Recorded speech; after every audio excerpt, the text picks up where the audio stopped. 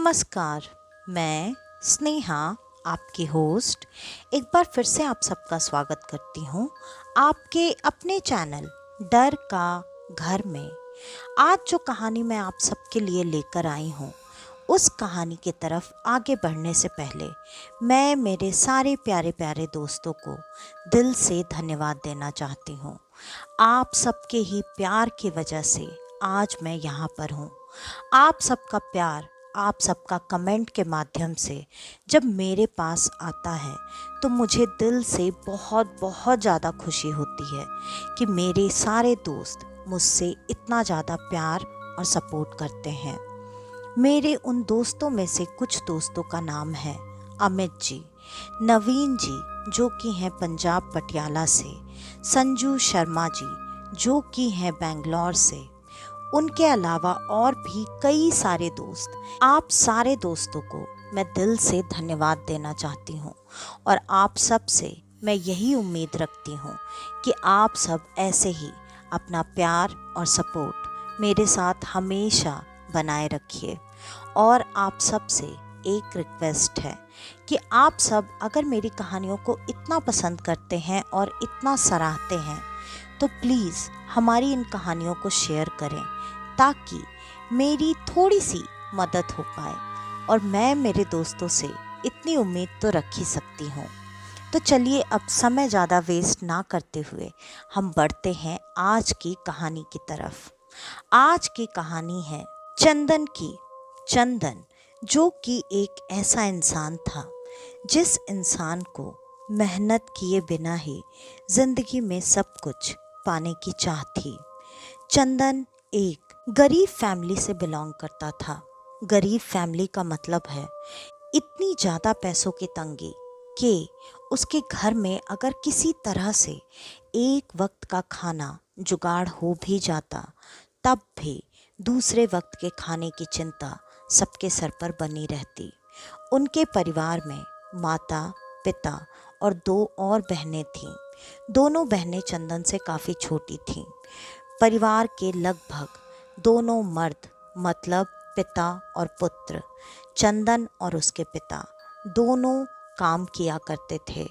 वो अपने घर की औरतों को घर से निकलने देना, काम करना, इन चीज़ों को अच्छा नहीं मानते थे और इसी सोच के साथ दोनों बाप बेटे घर की औरतों को हमेशा घर के काम करना और घर में ही रहने की सलाह दिया करते थे। उन दोनों की इतनी मेहनत, इतनी मजदूरी करने के बावजूद भी कुछ भी उनके मन मुताबिक नहीं हो पा रहा था। और तो और अब दोनों बहनों की शादी करवाने की भी बात घर में चल तो रही थी, लेकिन सबसे बड़ा सवाल ये था कि शादी करवाई तो करवाई कैसे जाए। शादी में नहीं नहीं करते भी थोड़ा बहुत खर्च तो होना ही है और यहाँ घर की हालत ऐसी है कि खाने का इंतज़ाम नहीं हो पा रहा, तो फिर हम बहनों की और बेटियों की शादी कैसे करवा सकते हैं। ये भी एक बहुत बड़ा चिंता का मुद्दा था। लेकिन चिंता करने से पैसे तो नहीं आते। दोनों अब जोर शोर से काम में तो लगे ही हुए थे। इधर चंदन की माँ ने अपने पति से एक रात बहुत हिम्मत करके इस बारे में बात करना शुरू किया कि अगर आप कहें तो मैं गांव के कुछ घरों में जाकर बर्तन चौका जो भी काम मिले वो काम करती हूँ। थोड़े बहुत पैसे तो शायद धीरे धीरे जमा हो ही जाएंगे और जैसा भी होगा शायद कुछ समय में हम बेटियों की शादी भी करवा पाएंगे।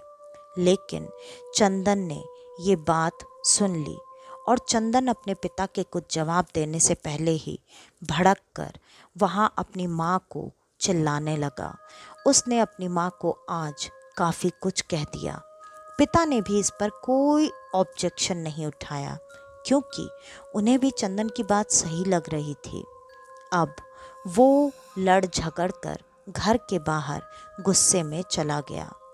उनके गांव में लगभग इस वक्त सारे लोग सोने के लिए जा चुके होते थे, लेकिन कुछ लोग जैसे कि जो नए पीढ़ी के लोग थे, जैसे कि चंदन था या फिर उसके दोस्त, वो इस वक्त पर गांव में इधर उधर घूमना टहलना ये चीज़ें किया करते थे। चंदन अब घर से लड़कर वहाँ उनके पास जा पहुँचा और पहुँचकर अपने दोस्तों से सारी बातें बताने लगा। दोस्तों ने सारी बातें सुनकर कहा, अच्छा तो किया तूने जो भी बोला, और इसमें कुछ गलत नहीं है। हमारे घर की औरतें बाहर काम नहीं करती तो नहीं करती, इस बारे में बार बार एक ही बात करने का क्या मतलब है। तेरी माँ को भी ये बात समझनी चाहिए। जहाँ दोस्तों को चंदन को अच्छी बातें सिखानी चाहिए थी, समझानी चाहिए थी, वहाँ दोस्त उसके जले पर नमक छिड़क रहे थे। चंदन अब धीरे धीरे गुस्से में और तमतमाता जा रहा था। इस पर उसके एक दोस्त ने कहा, अरे यार चंदन, तू अपना मूड क्यों खराब कर रहा है? वैसे भी आज हम सब गांव के बाहर जो जंगल है उसमें जाकर शिकार करने का सोच रहे थे। अच्छा हुआ तू आ गया, शाम में तुझसे इस बारे में बात नहीं हो पाई थी। तू भी एक काम कर, हमारे साथ चल, वहाँ पर शिकार पकड़ेंगे। उससे ही कम से कम कल 2 वक्त का खाने का तो इंतज़ाम हो ही जाएगा। और तू चिंता मत कर, शिकार करने जाएगा, तेरा भी मन बहल जाएगा। चंदन को भी ये बात अच्छी लगी और उसने अपने दोस्तों के साथ जाने का फैसला कर लिया। सारे दोस्त जंगल में पहुंच गए और जंगल में काफ़ी अंदर जाने लगे। वो जंगल काफ़ी घना था। जंगल में काफ़ी अंदर तक आने के बाद भी उन्हें कोई भी चीज़ अभी तक नहीं मिली थी। आखिरकार सारे दोस्त थक चुके थे। सब ने एक जगह बैठकर थोड़ी देर आराम करने का तय किया। सब अपने साथ थोड़ा बहुत खाने पीने की चीज़ें भी लेकर आए थे, क्योंकि उन्हें ये पता था जंगल में जाते ही उन्हें तुरंत शिकार तो नहीं मिलने वाला, भाग दौड़ तो करनी ही पड़ेगी, उसमें थकावट भी होगी, जिसके बाद उन्हें पानी भी चाहिए और हो सकता है कुछ खाने को भी चाहिए, जिसके वजह से वो ये सारी चीज़ें पहले से ही अपने साथ लेकर आए थे। अब सब एक जगह एक पेड़ के नीचे बैठकर खाने पीने की शुरुआत कर चुके थे और थोड़ी ही देर में चंदन को ऐसा लगा जैसे कि उसे पीछे से किसी के चलने की आवाज़ आ रही है। वो आवाज़ सुनते ही चंदन तुरंत चौकन्ना होकर उठकर खड़ा हो गया।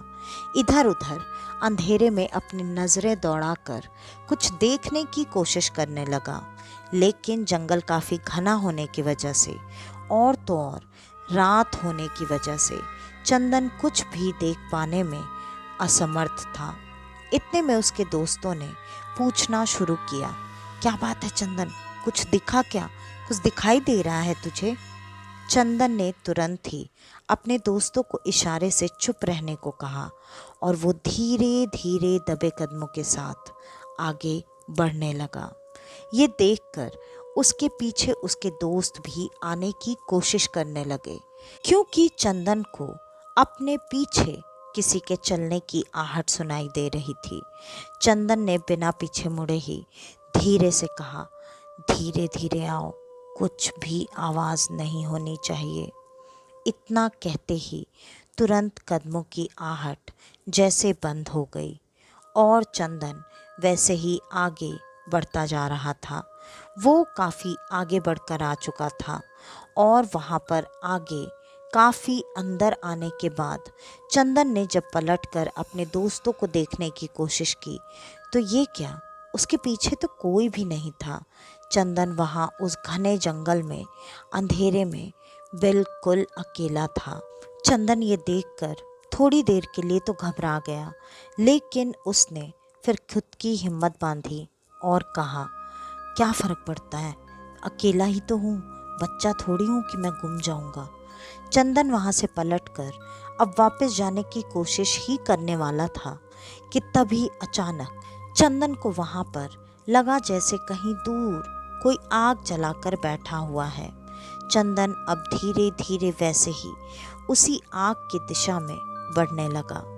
काफ़ी देर तक आगे चलने के बाद चंदन को अब वो आग बिल्कुल साफ साफ दिखाई दे रही थी और उसके सामने कोई इंसान बैठा हुआ था, जो कि उस आग में लगातार आहुतियां डाल रहा था। वो किसी तरह के मंत्रों का उच्चारण भी कर रहा था, लेकिन उस इंसान की पीठ चंदन की तरफ थी, जिस वजह से वो उस इंसान को ढंग से देख नहीं पा रहा था। वो अब धीरे धीरे आगे बढ़ रहा था। जैसे जैसे वो आगे बढ़ता जा रहा था, उस इंसान के मंत्रों के उच्चारण की ध्वनि बहुत तेज तेज अब चंदन के कानों में आ रही थी। चंदन को इतना कुछ देखकर ये बात तुरंत समझ में आ गई कि वो कोई सामान्य इंसान नहीं है। वो कोई तांत्रिक, कोई अघोरी या फिर कोई ऋषि मुनि है। चंदन ने अब उधर जाना बेकार समझा, क्योंकि चंदन को इन सब चीज़ों में कोई इंटरेस्ट नहीं था।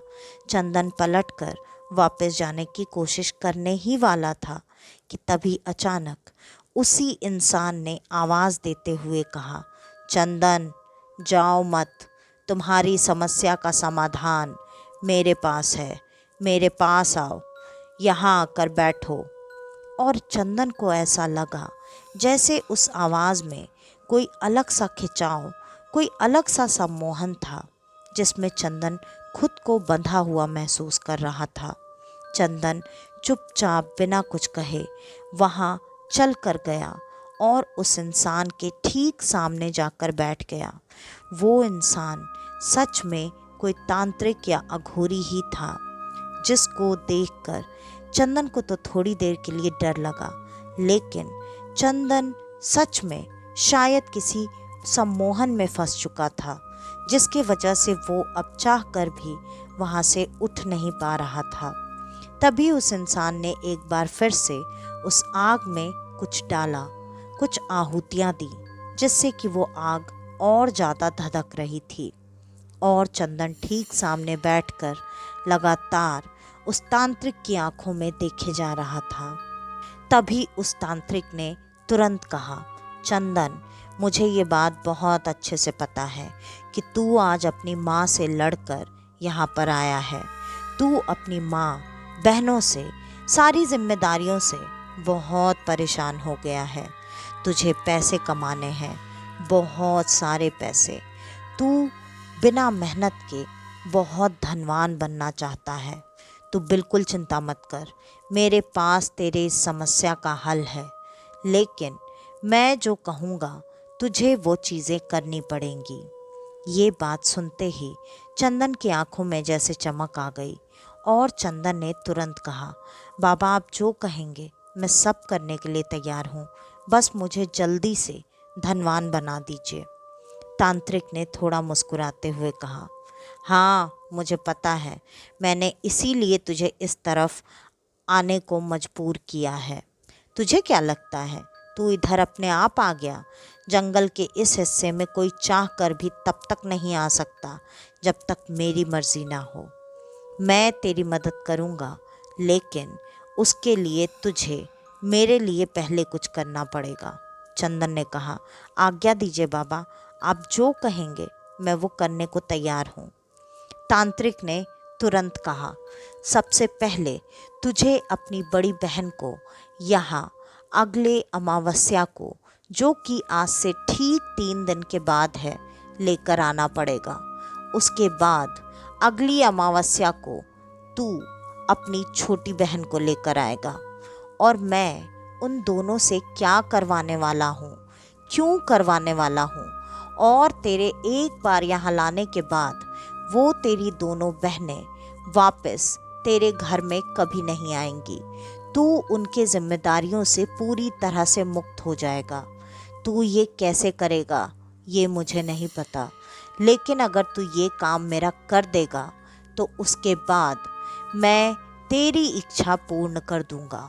ये बात सुनते ही चंदन के मन में पहले तो थोड़ी घबराहट आई कि वो अपनी बहनों को ऐसे कैसे किसी अनजान आदमी को दे सकता है, लेकिन चंदन ने बाद में हाँ कर दिया। शायद इस बात में कुछ वशीकरण का असर था और कुछ चंदन की लालच का। चंदन अब 3 दिन बीतने का इंतज़ार कर रहा था।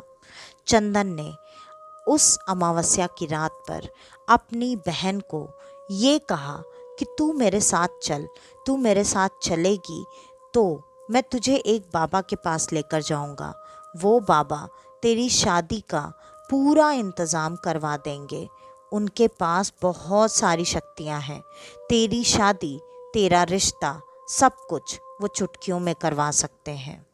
बहन को भी कहीं ना कहीं ये बात अच्छे से पता थी कि वो अपने माता पिता भाई सब पर बोझ है, तो वो भी शादी करके अपने घर जाना चाहती थी।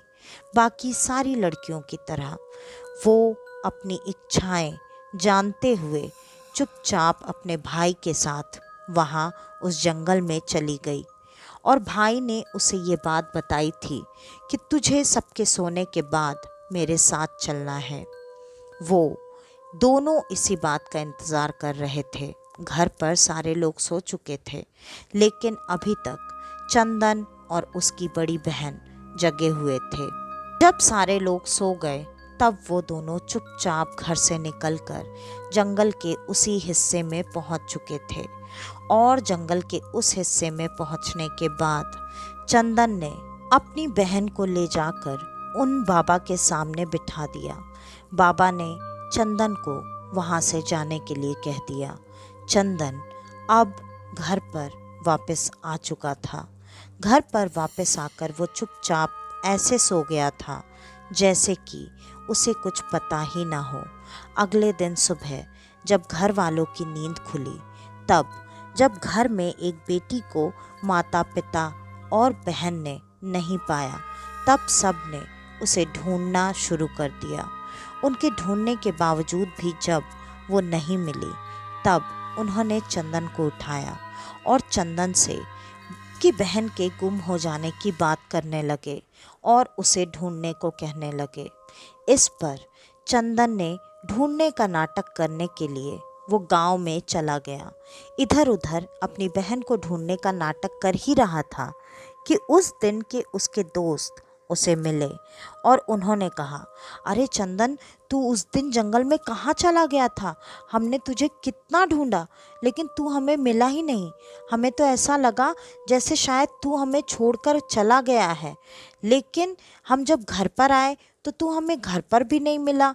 हमें तो बड़ी चिंता हो गई थी। चंदन ने कहा, वो सब बातें हम बाद में करेंगे, लेकिन अभी मेरी बहन नहीं मिल रही है। तुम सब मेरी मदद करो मेरी बहन को ढूंढने में। सारे लोग मिलकर अब उस लड़की को ढूंढने की कोशिश कर रहे थे, लेकिन वो तो कहाँ मिलने वाली थी। आखिरकार सब थक हार गए और पिता ने अब अपनी बेटी को कोसना शुरू कर दिया, क्योंकि लोगों ने अब बातें बनाना शुरू कर दिया था कि वो कहीं भाग गई, किसी के साथ चली गई। पिता ने भी इस बात पर बहुत आसानी से भरोसा कर लिया, लेकिन माँ और बहन का दिल ये मानने को तैयार ही नहीं था। अब लगभग एक हफ्ता बीत चुका था। धीरे धीरे घर का माहौल भी सामान्य हो चुका था। सब ने कहीं ना कहीं ये मान लिया था कि अब वो वापस नहीं आने वाली है। लगभग अब 2 हफ्ते बीत गए और कुछ ही दिनों में वापस से अमावस्या आने वाली थी। अब उसकी छोटी बहन की बारी थी, लेकिन एक दिन अचानक छोटी बहन की तबीयत बहुत ज़्यादा खराब हो गई और छोटी बहन को वैद्य को बुलाकर दिखाया गया। लेकिन ये करने के बाद भी उसकी हालत में कोई सुधार नहीं आ रहा था और वो अपने बिस्तर पर लेटे लेटे आराम कर रही थी। तभी अचानक चंदन जब घर में आया, वो उठकर अजीब सी आवाज़ में चंदन को देखकर गुर्राने लगी। लग रहा था जैसे वो अभी चंदन को मार कर खा जाएगी। चंदन ने उसे देखते हुए अब थोड़े गुस्से में पूछा, क्या है, ऐसे क्या घूर रही है? बीमार है ना? चुपचाप पड़ी रह। ये बात सुनते ही जैसे उसके तन बदन में आग लग गई। वो एक झटके से बिस्तर से उठकर खड़ी हुई। उसने तुरंत चंदन का गला पकड़ लिया और कहने लगा, तू जालिम है, जालिम है तू। तूने मुझे मरने के लिए उस तांत्रिक के पास छोड़ दिया और अब तू छोटी को ले जाने की तैयारी में है। तुझे कुछ नहीं मिलने वाला। वो तांत्रिक तुझे सिर्फ बेवकूफ़ बना रहा है। ये बात सुनते ही चंदन के पैरों के नीचे से ज़मीन निकल चुकी थी। ये सारी बातें छोटी को कैसे पता चली और वो ऐसा क्यों बोल रही है कि मैंने उसे मरने के लिए छोड़ दिया। चंदन को तो कुछ भी समझ में नहीं आ रहा था। उसके दिमाग में तो बस अब इतना ही चल रहा था कि छोटी गलती से भी ये बातें उसके माता पिता और गांव वालों के सामने ना बोल दे। इसलिए चंदन ने अब अपनी बहन को खुद अपने हाथों से मारने की कोशिश शुरू कर दी। वो उसका गला दबाना चाहता था, लेकिन वो उसको हाथ भी नहीं लगा पाया। तुरंत छोटी ने चंदन को गले से उठाकर घर के दरवाजे पर पहुंचकर थोड़ी दूर फेंक दिया। वहीं पर उसके माता पिता थे। ये दृश्य देखते ही माता पिता तुरंत सबसे पहले तो चंदन के पास गए, उसे उठाया। पिता ने बड़े प्यार से चंदन से पूछा, बेटा तू ठीक तो है ना, तुझे चोट तो नहीं आई? और तुरंत छोटी की तरफ पलटकर उस पर चिल्लाते हुए कहा, ये तू क्या कर रही है? तू पागल तो नहीं हो गई है? ये भाई है तेरा, बड़ा भाई, और तू इसके साथ ऐसा सलूक कर रही है। इस पर तुरंत छोटी ने बहुत ही भयानक हंसी के साथ हंसते हुए कहा, भाई भाई नहीं, कसाई है ये, कसाई। इसने मुझे मार डाला और आप सबने ये मान लिया कि मैं किसी के साथ भाग गई। मैं कहीं नहीं भागी। इसने मुझे ले जाकर उस तांत्रिक को दे दिया और उस तांत्रिक ने मेरी बलि चढ़ा दी। इतना कहकर वो फूट फूट कर रोने लगी। इस पर माँ को समझते देर नहीं लगी कि ये उसकी बड़ी बेटी है। वो तुरंत भागकर छोटी के पास गई और छोटी को छू छू कर देखने की कोशिश करने लगी। उसने तुरंत अपनी बड़ी बेटी का नाम लिया और उससे पूछ कर जानने की कोशिश करने लगी कि क्या ये उसकी बड़ी बेटी ही है। उसने तुरंत जवाब दिया, हाँ माँ, मैं वही हूँ। और चंदन ने मुझे झूठ बोलकर, झांसा देकर वो मुझे उस जंगल में लेकर गया और उसने मेरी बलि चढ़ाने के लिए एक तांत्रिक को दे दिया। उस तांत्रिक ने मेरी बलि चढ़ा दी और बलि चढ़ाने के बाद अब वो 2 दिनों में छोटी को भी लेकर उसके पास जाने वाला है। बचा लो छोटी को माँ, मैं यही बताने के लिए आई हूँ। और ये बोलते ही तुरंत छोटी अपने माँ के गोद में बेहोश होकर गिर चुकी थी। ये दृश्य देखकर माँ की आंखों में तो जैसे खून उतर आया था। माँ ने तुरंत जाकर चंदन को पकड़ा और उसे 2 थप्पड़ जड़ दिए। आज शायद जिंदगी में पहली बार चंदन की माँ ने चंदन पर हाथ उठाया था और तुरंत उसने सारी बातें जानने की कोशिश की। चंदन ने भी बिना कुछ बहाना बनाए तुरंत सारी बातें सबको बता दी। और ये बात सुनकर पिता को भी कहीं ना कहीं बहुत झटका लगा। ये सारी बातें सबके लिए बहुत अजीब थीं। माता पिता दोनों ने अब चंदन के खिलाफ होने का तय कर लिया। आज पहली बार पिता ने अपनी बेटी का साथ दिया और चंदन को घर से निकल जाने को कह दिया। चंदन भी गुस्से में और तैश में घर को छोड़कर निकल चुका था। वो घर को छोड़कर निकला ये सोचकर कि बाबा उसकी कोई मदद करेंगे और वो उनसे जाकर पैसे की मांग करेगा। इस पर वो उसी रास्ते पर आगे बढ़ने लगा जहां उसने उस तांत्रिक को ले जाकर अपनी बहन को सौंपा था। वो जब उस जगह पर पहुंचा तो वहां पर वो तांत्रिक बैठकर उसी तरह से हवन कर रहा था। चंदन ने तुरंत थोड़ी गुस्से वाली आवाज़ में कहा, तुमने मेरी बहन की बलि दे दी। तुमने तो मुझे ऐसा कुछ नहीं बताया था। इस पर तांत्रिक ने हंसते हुए कहा, छुटकारा तो तुझे भी चाहिए था ना अपनी बहन से। मैंने तो तुझे छुटकारा दिलाया है।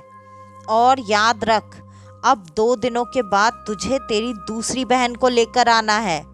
इस पर चंदन ने उसे सारी बातें बता दी। तांत्रिक ने ये कहा, मुझे इन सब से कोई मतलब नहीं है। तुझे अपनी बहन को लेकर आना ही पड़ेगा। इस पर चंदन ने कहा, अब मेरे लिए ये काफ़ी मुश्किल हो गया है। मुझे मेरे माता पिता ने घर से निकाल दिया क्योंकि मेरी बड़ी बहन ने सारी बातें सबके सामने बता दी हैं। इस पर बाबा ने कहा, तब तू अपनी कोई भी इच्छा पूरी होगी ये सोचना तो छोड़ ही दे, क्योंकि हमारे बीच बात यही हुई थी कि तू जब अपनी दोनों बहनें लाकर मुझे देगा तभी मैं तेरी इच्छा पूरी करूँगा।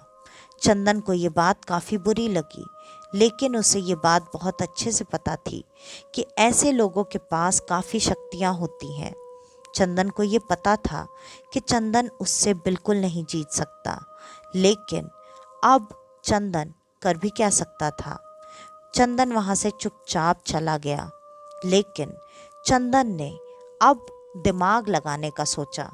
चंदन ने ये बात जाकर पूरे गांव में बता दी और ये भी बताया कि वो गांव की बाकी लड़कियों को भी ऐसे ही अपने पास बुलाकर उनकी बलि देने वाला है। ये बात सुनकर उसने गांव वालों से ये उम्मीद की कि वो उसके साथ चलकर उस तांत्रिक को मारे पीटे और वहाँ से भगा दें। चंदन को अब जब कुछ मिलने वाला नहीं था, तब उसे ये करना ही सही लग रहा था, या फिर वो ये सोच रहा था कि वो उस बाबा को डराकर शायद अपने पैसे की मांग को पूरी करवा सकता है। चंदन के बाद में गांव वाले भी आ चुके थे। वो सब उस जगह पर उस तांत्रिक को ढूंढने के लिए पहुंचे तो, लेकिन वहां पर कोई तांत्रिक नहीं था। अब ये बात जो कि गांव वालों से अभी तक तो छुपी हुई थी कि चंदन ने अपनी बहन के साथ क्या किया, उसकी इस हरकत से अब सबके सामने ये बात आ चुकी थी। और तो और वो तांत्रिक भी कहीं भी किसी को नहीं मिला। इस वजह से गांव वालों ने अपना सारा गुस्सा अब चंदन के ऊपर निकाला और चंदन को वहीं पर पीटना शुरू किया। गांव वालों ने चंदन को तब तक मारा जब तक कि वो उन सब के हिसाब से अधमरा नहीं हो गया था, और वो उसे वैसे ही वहीं अधमरी हालत में छोड़कर वापस गांव में आ चुके थे। उसके बाद गांव में ऐसा कभी कुछ नहीं हुआ, लेकिन चंदन का भी कभी कहीं कुछ पता नहीं चला। आज की ये कहानी यहीं पर ख़त्म होती है। आपको हमारी आज की ये कहानी कैसी लगी हमें कमेंट करके ज़रूर बताइएगा। और अगर आपको हमारी ये कहानियाँ पसंद आती हैं तो ज़्यादा से ज़्यादा हमारी इन कहानियों को शेयर करें ताकि मेरी थोड़ी सी मदद हो पाए। और अगर आप हमारे इस चैनल में आज पहली बार आए हैं और आपने हमारी ये कहानी सुनी और आपको पसंद भी आई, तो हमारे इस चैनल को लाइक, शेयर और सब्सक्राइब करना बिल्कुल ना भूलें। और आपके पास अगर आपकी ऐसी कोई कहानी है जो आप हम सबके साथ शेयर करना चाहते हैं, तो डिस्क्रिप्शन में दिए गए ईमेल आईडी या इंस्टा आईडी पर आप हमें आपकी वो कहानी भेज सकते हैं। तो आज के लिए बस इतना ही। मैं स्नेहा, आपकी होस्ट, आज के लिए लेती हूँ अलविदा।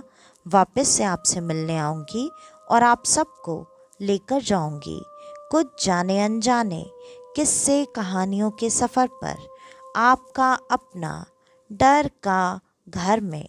तो तब तक के लिए नमस्कार।